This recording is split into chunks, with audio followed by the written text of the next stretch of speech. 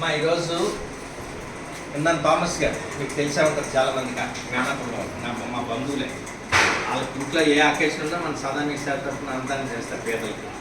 ఈరోజు థామస్ స్వర్ణలత గారి అబ్బాయి రెండో అబ్బాయి చిరంజీవి రొసారియా ఆ బాబు పుట్టినరోజు ఈరోజు.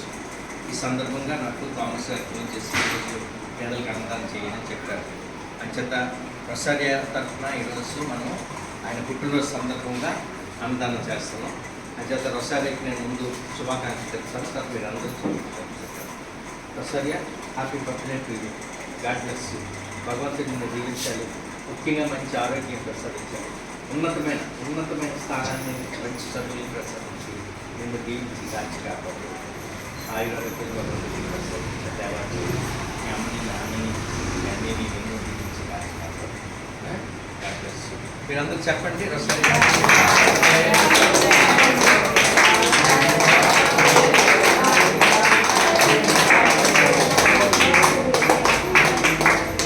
అందరూ ఒక క్షణం నిలబడండి. ఈరోజు చిరంజీవి ఇందాన రొసారియా పుట్టినరోజు సందర్భంగా ఆ బాబు తల్లిదండ్రులు బాబుని దీవించి మంచి భవిష్యత్తును ఏర్పరచుకునే దేవుడు ప్రార్థించారు.